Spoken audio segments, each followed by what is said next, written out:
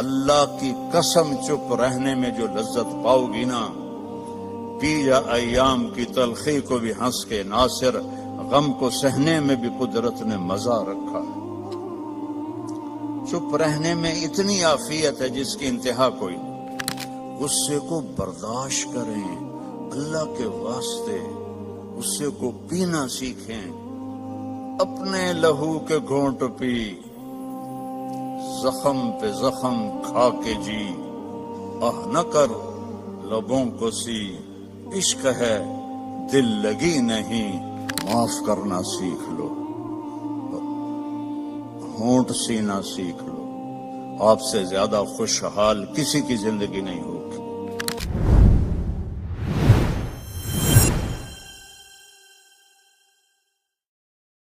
غصے کو برداشت کریں اللہ کے واسطے، غصے کو پینا سیکھیں، اپنے لہو کے گھونٹ پی، زخم پہ زخم کھا کے جی، آہ نہ کر لبوں کو سی، عشق ہے دل لگی نہیں، سینے پہ تیر کھائے جا، آگے قدم بڑھائے جا، یعنی زبان حال سے کہہ دے کہ ہاں ستائے جا۔ اللہ کی قسم چپ رہنے میں جو لذت پاؤ گی نا، پی جا ایام کی تلخی کو بھی ہنس کے ناصر، غم کو سہنے میں بھی قدرت نے مزہ رکھا ہے۔ چپ رہنے میں اتنی عافیت ہے جس کی انتہا کوئی نہیں۔ تھوڑی دیر کے لیے برداشت کر لو، تھوڑی دیر کے لیے، بیٹے کی، بیٹی کی، بیوی کی، خامند کی، بھائی کی، برداشت کر لو، اس کے بعد وہ خود شرمندہ ہو کے آئیں گے۔ آپ کے اندر سکون پیدا ہو جائے گا، سکون۔ جیسے درد کا، کیوں میں سر درد کا مریض ہوں، 6 سال سے درد کو لیے پھرتا ہوں، پھرتے ہیں کب سے در بدر میں اور میرا سر درد، لیکن میں نے کہا جب یہ درد مجھے نہیں چھوڑتا تو میں کام کیوں چھوڑوں، پتہ نہیں کب موت آ جائے۔ تو وہ جب وہ ٹیکا مجھے لگاتے ہیں تو میں کہتا ہوں اے، اور اس کی جو وہ دوا ہے نا وہ اندر جا کے بہت درد کرتی ہے، لیکن تھوڑی دیر بعد جب میرا سر کا درد چلا جاتا ہے میں کہتا ہوں الحمدللہ، یہی میں آپ کو ٹاسک دے رہا ہوں، چپ رہنا سے۔ اور ایک اپنے گھر کا اور لطیفہ سناتا ہوں۔ ہماری دھوبن تھی ماسی شریفہ، ایڈی موٹی، قد چھوٹا، خطرناک کام میں، موٹے بھی ہوئے چھوٹے بھی ہوئے، وہ تو بندوق کی گولی ہے۔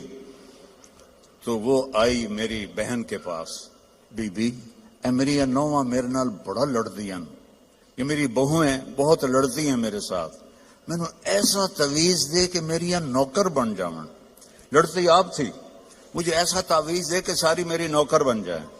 تو میری بہن کو تو پتا تھا کہ ماشاءاللہ آپ سوا سیر ہے، تو اس نے ایک کاغذ پہ الٹے سیدھے لگا کے نا نشان، اس کو رول کر کے ایک چھوٹا سا تعویذ بنا دیا اور کہا ماسی شریفہ جب تیری لڑائی ہونے لگے تو یہ تعویذ تو نے یہاں رکھ کے تو اس کو دانتوں میں دبا لینا ہے اور اس تعویذ کو گرنے نہیں دینا، تو تیری لڑائیاں ختم ہو جائیں گی۔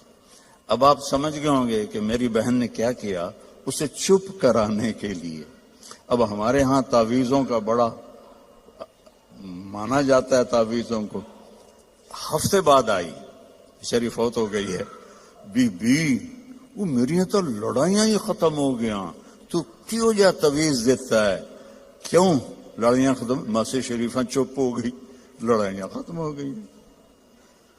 جب آپ آگے کراس کریں گے نا تو پھر آپ میں دوریاں شروع ہو جائیں گی، اور سب سے خوبصورت رشتہ میاں بیوی ہے، سب سے خوبصورت رشتہ، سب سے اہم رشتہ، سب سے بڑا رشتہ میاں بیوی ہے۔ سینکڑوں آیات ہیں، سینکڑوں۔ کچھ والدین کی بھی سنو۔ میرے نبی نے فرمایا کاش میری ماں زندہ ہوتی، جن کی ماں میں تو دونوں سے محروم ہو چکا ہوں، جن کی زندہ ہیں اس کو پلے باندھو۔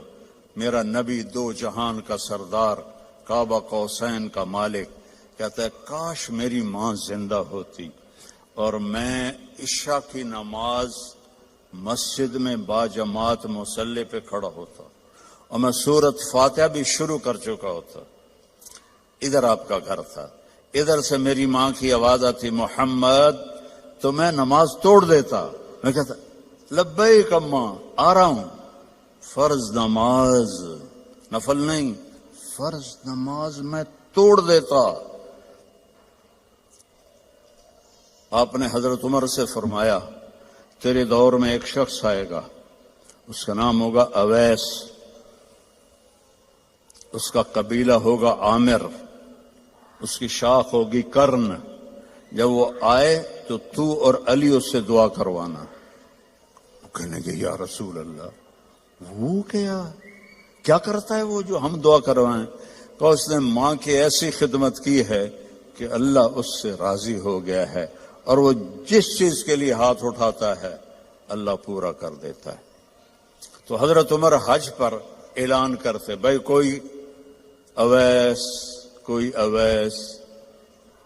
کئی سال گزر گئے تو آخر ایک سال آپ نے سارے حاجیوں کو اکٹھا کیا اور کہا بھائی یمنی کھڑے رہو باقی بیٹھ جاؤ.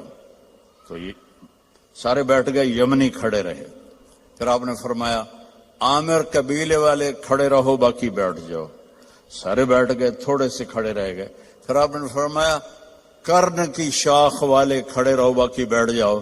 تو ایک آدمی کھڑا ہوا. آپ نے فرمایا تم کرنی ہو؟ کچھ اویس کو جانتے ہو؟ ہاں. تمہارا کیا لگتا ہے؟ کہ میرا بھتیجا ہے، سگا بھتیجا ہے، پر وہ تو ہلا ہوا ہے، کریک ہے، آپ اس کا کیوں پوچھ رہے ہیں؟ تو حضرت عمر کی آنکھوں میں آنسو آ گئے. کریک وہ نہیں، کریک تو ہے، یہ بتا ہے کہاں؟ کہا میں نے اس کو اونٹ چرانے کے لیے بھیجا ہے عرفات کی طرف. تو آپ نے حضرت علی کو ساتھ لیا اور بھاگم بھاگ اونٹ پر عرفات پہنچے. تو دیکھا ایک درمیانے، آپ نے یہ بھی فرمایا اس کا قد ہوگا درمیانہ، اس کا رنگ ہوگا سیاہ، اس کو ہوئی ہوگی وہ برس کی بیماری جو کالا چٹا آدمی ہو جاتا ہے، وہ ٹھیک ہو گئی ہے، لیکن کمر پہ ابھی بھی ایک سفید داغ ہے اس کا. اتنی نشانیاں بتائیں. تو جب یہ دونوں حضرات پہنچے تو دیکھا تو وہ اویس ایک درخت کے نیچے نماز پڑھ رہے تھے اور اونٹ چر رہے تھے. یہ دونوں بیٹھ گئے پاس. اب یہ جب انہوں نے اویس کرنے نے دیکھ لیا بھئی دو آدمیاں ہیں، تو انہوں نے نماز اپنی شارٹ کر دی اور سلام پھیرا. تو حضرت عمر نے پوچھا کون ہو؟ کہنے لگے مزدور ہوں، مزدوری کرتا ہوں. کہ تمہارا نام کیا ہے؟ کہا اللہ کا بندہ ہوں. آپ نے فرمایا بھائی جو نام تیری ماں نے رکھا ہے وہ کیا ہے؟ اب وہ تو پہلی دفعہ حج پہ آئے تھے، نہ عمر کو جانتے نہ علی کو. وہ کہنے کہ بھائی تم کون ہو میری تفتیش کرنے والے؟ تو حضرت علی بولے یہ امیر المومنین عمر ہیں، میں علی ہوں. پھر وہ کانپنے لگے، حضور مجھ سے گستاخی ہو گئی، میں نے پہلے آپ کو کبھی دیکھا نہیں، مجھے معاف کر دیں. حضرت عمر نے فرمایا ہاتھ اٹھا. کہنے کہ میں آپ کے لیے، آپ میرے لیے ہاتھ اٹھائیں؟ کہ نہیں، ہمیں ہمارے نبی نے فرمایا تھا کہ اویس آئے گا، وہ جب ہاتھ اٹھاتا ہے تو کبھی خالی نہیں آتے کہ اس نے ماں کی خدمت کر کے وہ مقام پایا ہے. نہ جہاد سے، نہ روزوں سے، نہ حج سے، نہ زکوٰۃ سے، نہ نفلوں سے، نہ ذکر سے، نہ تلاوت سے، نہ سخاوت سے، ماں کی خدمت سے. اور ایک اور حدیث سناتا ہوں. جب جنتی جنت میں جائیں گے نا اور جنت کے دروازے کے قریب ہوں گے تو اللہ تعالیٰ فرمائے گا سارے چلے جاؤ، اویس کو روک دو.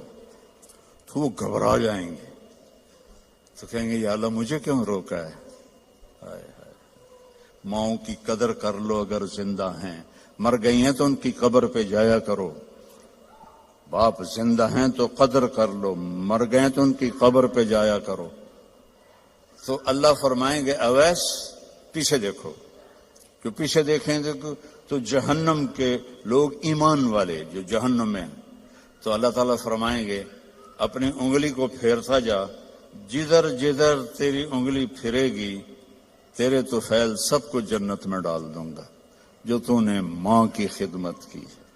नौजवान लड़के लड़कियों से कहता हूँ अपनी माँओं की कदर करो, अपने वालिदैन की कदर करो।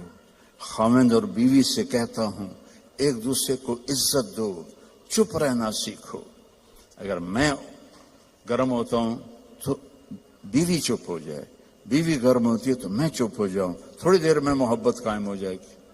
और खामिद और बीवी कभी लड़ भी पड़ें और फिर खुद ही सुलह कर लें तो अल्लाह उनके पिछले सारे गुनाह माफ कर देता है। ये इतना बड़ा रिश्ता है। तो ये एक खूबसूरत जिंदगी है, इसमें इबादत इतनी हैं और मुआशरत इतनी है।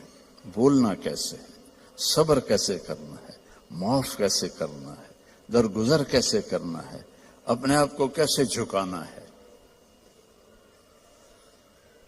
तो मेरे भाई बहनों, अल्लाह की कसम, जिंदगी का हुस्न न बड़े घर में है, न बड़ी गाड़ी में है, न जेवरात में है, न बड़े ओहदों में है।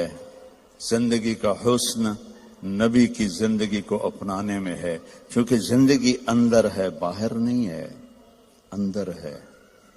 अंदर में ना गाड़ी, ना रोज राइस जाती है, ना सुजुकी जाती है। अंदर में ना हीरा जाता है, ना मोती जाता है। अंदर में तो मोहब्बत जाती है, सुलूक जाता है, वो जिंदगी को पानी देता है। तो इसके इरादे करो। जो आपस में लड़े हुए हैं सब सुलह करके उठो, माफ करके उठो। भाई बहन लड़े हुए हैं। मुझे भी पाकिस्तान से फोन आया एक बच्ची का, वो हस्बे हाल में काम करती थी, नाजिया बेग, उसको मुझे फोन आया, क्या जी मेरा भाई मुझसे नाराज हुआ है और उसने मेरा नंबर भी ब्लॉक कर दिया है और मुझे अपनी माँ से भी नहीं मिलने देता। मेरी माँ बीमार है, आपसे दुआ करवाना चाहती हूँ। कि माँ से भी कोई रोकता है, सगा भाई होकर रोक रहा है।